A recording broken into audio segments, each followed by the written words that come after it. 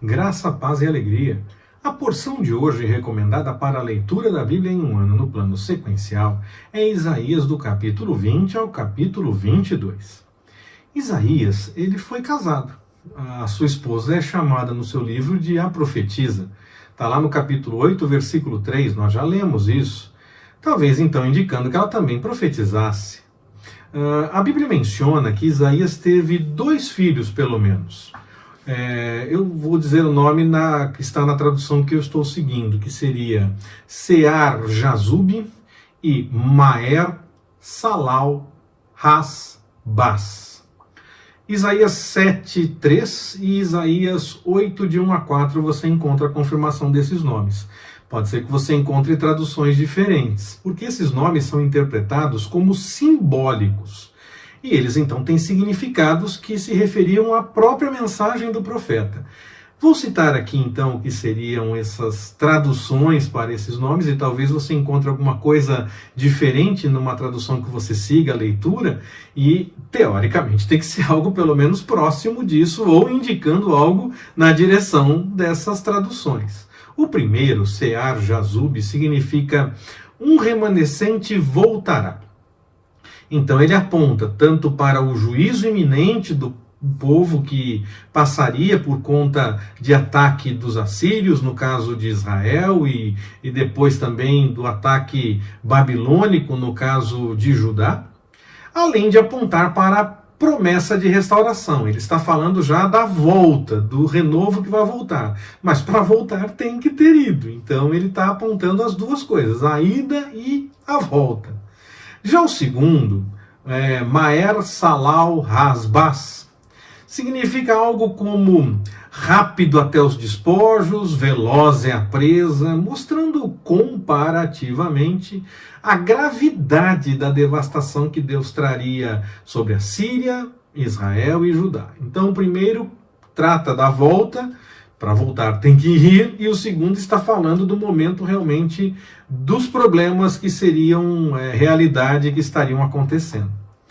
Lembramos muito a respeito de Oséias, quando nós pensamos sobre um símbolo da mensagem do Senhor através de situações vividas pelo próprio profeta, na questão também de nomes ou essas coisas todas. Não simplesmente por ele testemunhar, viver a mensagem do Senhor, mas porque o Senhor manda fazer algo em especial para que, a partir daquela atitude, também anuncie uma mensagem específica. Mas como nós estamos vendo, Isaías também tem essa experiência. Nessas coisas que ele viveu para dar uma mensagem da parte do Senhor ao povo. Quer dizer que o Senhor pode nos usar para anunciar a sua vontade e o que ele tem para dizer de várias formas, e não apenas através da nossa pregação ou do nosso testemunho vivendo de acordo com a palavra do Senhor. Há coisas que nós podemos passar ou que nós vivemos de maneira específica que podem servir também para anunciar algo que o Senhor tem a dizer. E além de Oséias e Isaías, nós vamos ver que tem mais profeta nessa situação. Permitindo o Senhor, logo nós veremos isso.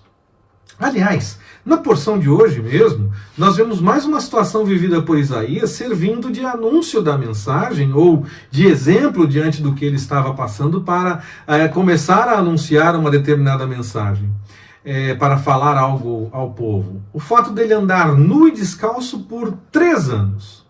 Algumas interpretações levam em conta a possibilidade dele não ter ficado completamente nu, mas ele estaria vestido com uma vestimenta mais usada por escravos, mais rasgada e com decotes, por assim dizer, o que faria com que facilmente partes do corpo que ficavam cobertas viessem a aparecer dependendo do movimento.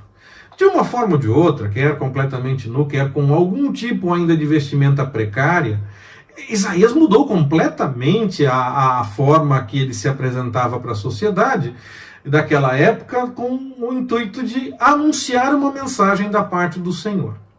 Nós devemos ter então Isaías como um exemplo nessa disposição de seguir a orientação do Senhor sempre. independente do que possam falar sobre o que viermos a fazer. É claro, nós precisamos ter consciência que é a orientação do Senhor mesmo e não a nossa vontade.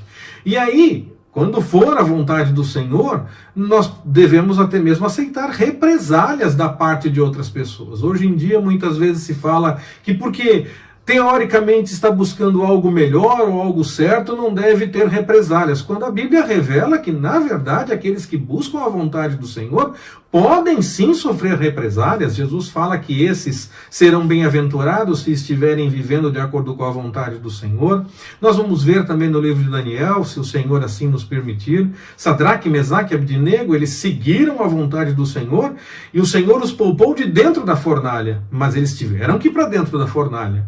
E até chegaram a dizer, não importa se seremos salvos ou não da fornalha, porque Deus é Deus e nós vamos seguir a vontade dele e não a sua, quando eles falam com o rei. Então, aquele que busca a vontade do Senhor pode sim sofrer represálias por estar seguindo a vontade do Senhor. Não há nenhuma incoerência nisso. A Bíblia revela que é isso perfeitamente possível. Então não importa as consequências quando nós estamos buscando a vontade do Senhor. No caso de Isaías, ele teve que suportar uma grande vergonha, contudo, ele não hesitou, nos mostrando que nós devemos sim, diante de uma orientação do Senhor, a vontade dos... Muitas pessoas dizem que estão fazendo a vontade do Senhor, mas estão fazendo a sua própria vontade. Então nós temos que fugir disso, ter certeza que é a vontade do Senhor e realizar realmente a orientação do Senhor, fazer aquilo que é mostrado com relação à sua orientação.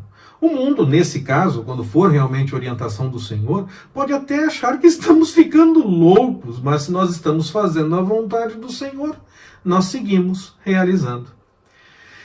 Da mesma forma que Israel passou por um tempo no deserto, havia povos que faziam desse lugar quase que a sua habitação, ou pelo menos passavam muito tempo por ali em deslocamentos. E quando viviam isso, eles acabavam atacando cidades ou povos, geralmente procurando sim algo que seria importante para a própria sobrevivência. Mas eles acabavam agindo de forma dura no momento em que tinham suas ações, e até de forma errada quando participavam dessas situações. Por isso o texto de Isaías nos mostra advertências contra esses povos, mostrando que o Senhor estava atento a todas as coisas. A ideia da torre de vigia é para que a cidade tenha um atalaia para avisar quando veja um problema com mais antecedência, quando veja a aproximação do inimigo com mais antecedência, se colocar mais alto para ver mais longe. Nós pensamos muito na ilustração de Ezequiel, por exemplo, que se o Senhor nos permitir, nós veremos. E a ideia deles, sim, trabalha com o atalaia, levando em conta exatamente essa questão de ter uma visão, ainda que seja espiritual, mas ter essa visão privilegiada da parte do Senhor, nesse caso. Fisicamente falando, é necessário subir a uma torre. Aquele que busca a vontade do Senhor e tem dele a revelação, está nessa torre vendo mais longe, vendo aquilo que o Senhor revela. É muito importante que estejamos alertas com relação a tudo em nossa vida, e principalmente nessa questão do mundo espiritual. Por isso então que eu citei, já adiantando o exemplo de Ezequiel, e aí avançando nesse exemplo, nós precisamos nos manter alertas para o que o Senhor nos revela, e também devemos estar atentos, porque Ele nos revela coisas a respeito do que nós devemos anunciar para outras pessoas, ou observar em nossa própria vida aquilo que seja necessário acertar de acordo com a vontade do Senhor para deixar um erro que esteja sendo praticado ou para nos avisar de algo que está por acontecer e que nós temos que nos preparar para aquela situação. O profeta precisa ter, então, a atenção para a revelação do Senhor. O profeta vê aquilo que o Senhor mostra e não fala aquilo que ele acha melhor, aquilo que ele quer que aconteça.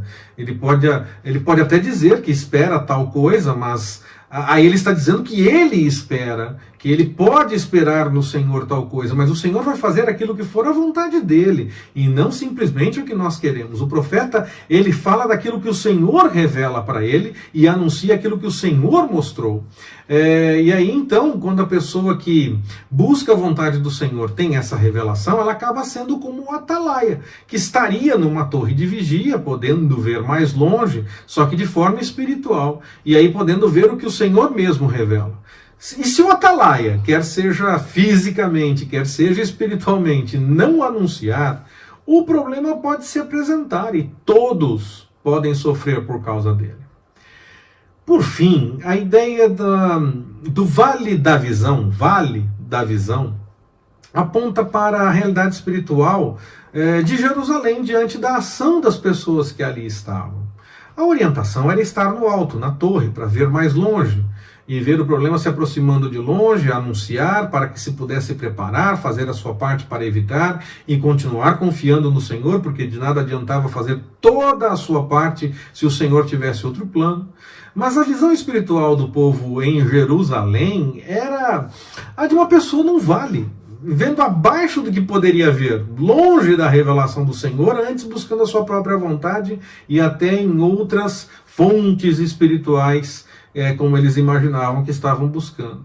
Não era apenas Jerusalém, ela serve como exemplo por ter o templo, e aí, teoricamente, imaginava-se que esse seria o espaço para ter uma melhor visão espiritual, mas atinge todas as cidades de Judá.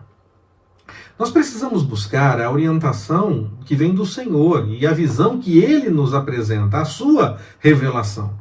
Não devemos ficar apenas achando que a nossa vontade revela a vontade do Senhor, ou que tudo o que vai acontecer vai ser sempre do bom e do melhor. É claro, o Senhor tem sim o melhor para nós, mas há momentos em que temos que corrigir algumas coisas, e há momentos que também nós precisamos nos preparar diante daquilo que nós pudermos fazer, e continuamos confiando no Senhor, por conta de situações complicadas. O Senhor nos acompanha e cuida até mesmo nos momentos das situações complicadas, não apenas nos momentos alegres, mas em qualquer momento. Por isso, nós precisamos buscar a prudência na sabedoria revelada pelo Senhor, como nos disse o texto lá de Provérbios que nós já lemos e meditamos a respeito.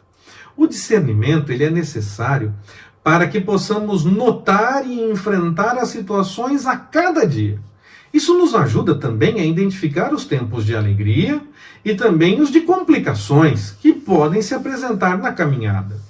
O Senhor pode nos revelar de forma sobrenatural, como aconteceu no caso do sonho de Faraó, que José interpretou, e José, quando interpretou, não falou só dos momentos agradáveis das 7 vacas gordas, dos 7 anos de vacas gordas, mas falou também de 7 anos de fome, de 7 anos de vacas magras. O Senhor pode nos alertar, sim, para momentos de dificuldade, só que Ele estará conosco durante esse tempo.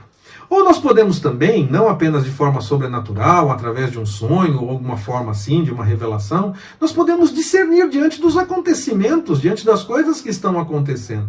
E aí, em vez de negar os problemas, nós assumimos a situação e buscamos a solução no Senhor, mas sempre prontos para enfrentar o que está por acontecer ou o que está acontecendo, pois Ele mesmo vai estar conosco, mesmo nos momentos mais complicados.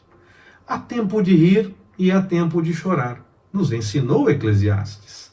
Nós louvamos ao Senhor sempre, nos ensina o livro dos Salmos. Estou lembrando das leituras que nós fizemos já para aprofundar um pouco mais a respeito desse texto de Isaías no dia de hoje, mostrando que a Bíblia está realmente interligada e os textos se juntam e se completam para a devida interpretação.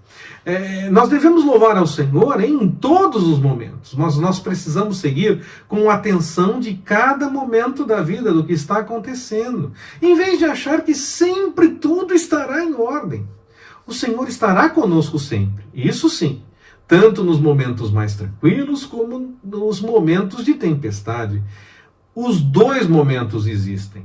Nós precisamos ser sinceros diante dessa realidade, em vez de negar os problemas, ou querer que se fale apenas das coisas boas, quando na verdade os problemas estão se apresentando. Nós temos que observá-los e crer que o Senhor tem solução, mas enfrentá-los e não negá-los. Se nós negamos o problema, queremos apenas as coisas boas, dizemos que está tudo em ordem, comamos e bebamos, como diz o texto de Isaías. Então nós não contamos com o Senhor para resolver. Assumamos a realidade, olhemos para o que realmente está acontecendo, mesmo quando a situação for adversa, mas com a certeza que o Senhor cuida de tudo. Agir dessa forma é diferente de ter apenas pensamento positivo. Que o Senhor nos abençoe. Forte abraço, até mais, permitindo o Senhor.